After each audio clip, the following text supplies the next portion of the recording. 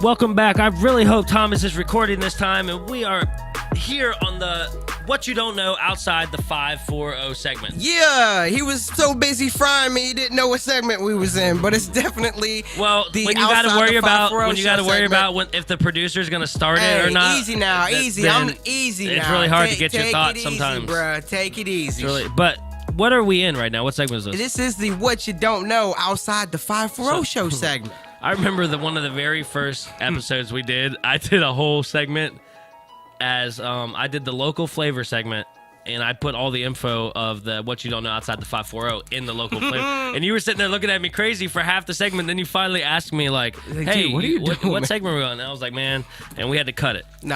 Your boy, we did the whole intro to the What You Don't Know, and I did not hit the record button, so it's as if it didn't happen. So we had to do it twice. Yeah, so you missed me going, ayo.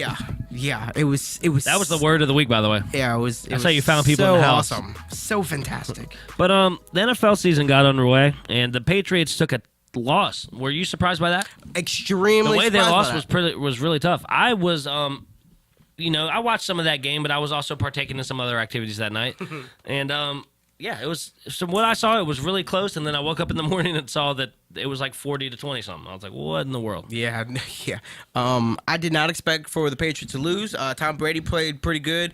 What happened to the Kansas City quarterback? I've been meaning to ask you off the air, but I have to ask you on here. Alex Smith? Yeah, why is he not starting? He did start. He started that game, not last week, though. They only played one game. Oh, so they played two games. No, they hold up one now. Game. There's only been one game in the NFL. So I was watching NFL replay of some other year, taking a year for a different. You might have watched the quarterback like the preseason or something. Could have been. Okay, dummy mode. Was it a black guy? Yeah. Yeah, he's the backup, and he's a rookie guy, and he played really well in the preseason, but they still decided to go. So I must have been watching the preseason. They still decided to go with Alex Smith. Okay. And he threw for 4 touchdowns, actually, which is the most surprising thing ever. But he played. Yeah. In the real game. Who? The backup. When? Against the Patriots. No, he didn't. Okay. No. See, that was just all kinds of loss.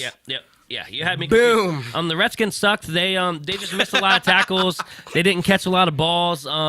They just didn't, they didn't do little things right. Can't win that way. The end of the game, there's a little faux pas with the refereeing. I don't really think it was up to the refs anyway. I think they got the call wrong, but we shouldn't have been in that position in the first place. That throw. Yeah. The arm going forward, yeah. That was actually really cheeky out, because I was thinking. His arm was going forward. He threw the ball. That arm was going forward. He threw the ball, and the dude batted it down. If Tom Brady's throwing that football, the arm was going forward. You know what I'm saying? The refs wanted to get out of there. It was the worst officiated game I've ever seen. That's not why it skins lost. It was bad on both sides. They just didn't know where to spot the ball. They were taking a long time in between plays. Kirk Cousins couldn't get rid of the ball. When he did it, it was all high. It was sailing, Yeah, he didn't play well. And he also had a cover blitz, cover zero blitz, which is it was man coverage across the board, and they sent more people than we had. He threw off his back foot and threw an interception on the 10-yard line, which you just can't do. That's Cardinal sin. We would have taken the lead right there, and there would have been like 4 minutes left. But nope, that's a throw pick. But we got the Rams this week, who looked really well. Our old offensive coordinator is their head coach now. Jared Goff, of course, is their quarterback. They beat the dog out of the Colts. And I actually am becoming a fan of Goff, and I did a lot of talking about him when he let Case Keenum take the job over him. I didn't like that. You're the number 1 pick. You're coming to the Rams. I expect you to perform. Because you're a Hard Knocks guy. I need you He's a Hard Knocks guy. I need you to perform. I was like, why do you care so much about Jared Goff? No, he wants to know, why do I know all these guys' names? I was like, wait a minute. I had no chance you knew. There's no chance in this world. Let me come out. I would have bet my life you didn't know who Jared Goff was. That's funny. But yeah, so there's a couple good games. Skins got the Cowboys played well against the Giants. The Giants looked like absolute stinks. So what is your opinion? Does Odell need to ask for more money? He can't get more money right now. Play because he is clearly the most dominating factor. And I would have thought Brandon Marshall would have done a little bit more. He's old, man. He's old, and I think people don't think that. He's like one of those guys like Adrian Peterson. The name's there, but it's like the production's not there. Huh. So it's But like I believe it to be yeah, there. yeah, though, because you know? you've seen it. You Yeah, know, it's yeah. like that guy might go off for 1 game a year or 2 games a year, but the consistency. because I do the and flow same in thing. there. I heard Brandon Marshall, and then I'm watching. I'm like, yeah, this guy's kind of old. Like, Okay, yeah, because I mean, he caught 1 pass against the Cowboys. I think he was targeted maybe like 5 or 6 times. It just didn't. I was thinking that game like, without was very Odell, they ugly. weren't doing anything. The game yeah. was very ugly. Had a bad flow to it. Cowboys got down the red zone a lot of time and kicked a lot of field goals. Where I'm like, why didn't you They just should run have the ball in? scored so much more. Why didn't you just Cowboys? run the ball in? Like it was a lot of dumbfoundedness. Ezekiel Elliott played all pretty across well. the Pretty league good. though. In the NFL, the offenses looked really rough the first week. You thought so? Oh yeah, it's a known factor because the offenses take so long to get going. They're so complex. The defenses are so simple. So I thought the Pittsburgh looked pretty good. Their offense was clicking pretty well. yeah, I mean they eked out a win over the Browns. The most impressive team to me was obviously the Chiefs. They played really well and beat the Patriots. You got to give them some credit.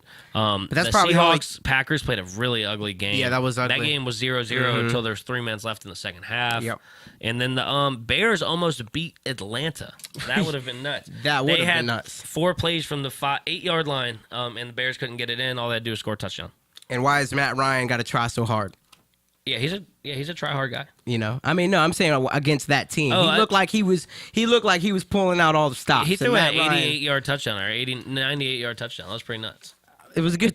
It was a great Well, the play. guy I'm was not wide open. taking nothing Yeah, from no. him. You know, Matt Ryan's one of my guys now. He stepped in when Michael Vick left, and You're a hater on. You don't like Matty Ice, do you? no, I love Matty Ice. That's I my don't know. dude. I think Tom low-key I'm doesn't like hard on Matty him Ice. because nobody knows this, but the Falcons was one of my first favorite Allegiances, teams. yeah. It was when Michael Allegiances. Vick. You know, I followed him through Virginia Tech, and I had a comforter. Look, a Michael Vick jersey was the only jersey your boy ever. I had a crispy number 7 Atlanta jersey, boy, and that thing was like 3X too. I was probably in like 8th grade rocking that thing, but I tell you what, I was on it. Oh, okay. I was on it. Yeah, Falcons fan. Who would have thought?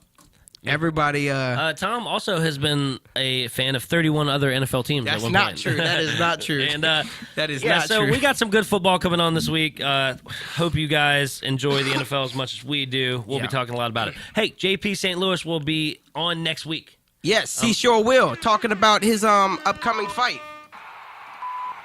September 30th, right? Yes, September the 30th. Awesome. So yeah, he's having a fight September 30th. We'll let you. He'll have all the info for that next week. He won his last fight, and he's really on the up. You know, it's going to be awesome to talk to him.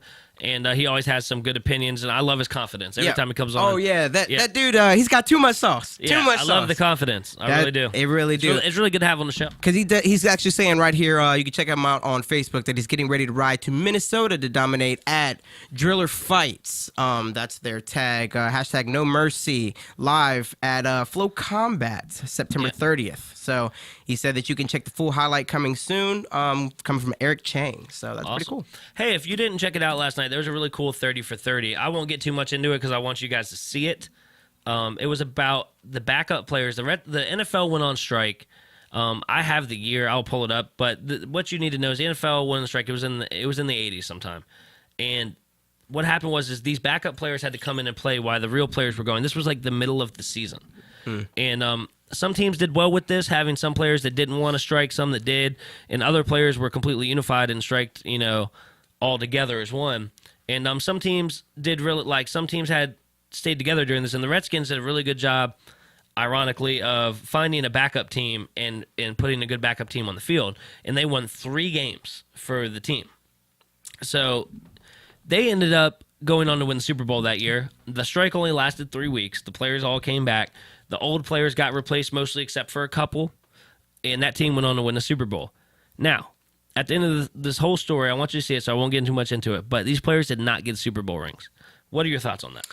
I think if you were on the team or you contributed to a championship, then you deserve a championship ring. People that loaded the buses got rings. People that washed the clothes got rings. See, that's what I mean. Yeah, exactly. They definitely deserve. And what were they called? Scabs, you said? Yeah, they called them scabs. Yeah, they definitely 150%. Like some of these guys have injuries they got from playing in these games. So and it was because it was of them. The 1987 season. 1987. Hey, shouts out to the 87 Redskins. It's probably the only time you're going to hear me shout out the Redskins on the air. You were an RG3 fan, though. I was. You catch me at the right Redskins game, I'll find me beating on the back of the joint like I'm a diehard. But that was fun. That was few and far, and that's just because I love football. By the way, that I can separate the teamness, when it's just the vibe is right, your boy just love football. So make sure you check that out. That was really cool. Yeah. And Thomas will root for the Redskins when he watches it.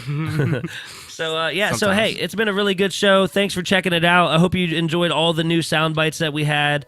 I hope the guys that we talked about get Super Bowl rings. I hope that Thomas goes to this debate and doesn't not go. Yeah, on the way. You hear him starting the motorcycle right now. No, really, it's been a good show. It was really fun to be back with you guys. We have some really cool things coming in the future, and I'll kick it over to Thomas for all the good stuff you need to know. Nice. Hope you've enjoyed today's episode of the 540 Show. This has been a product of Fast Track Studios, LLC, located at 620 Kenmore Avenue, Fredericksburg, Virginia, 22401. Feel free to stop in and check us out anytime, Monday through Saturday, between 10 a.m. and 5 p.m. You can call us at 540-371-5700.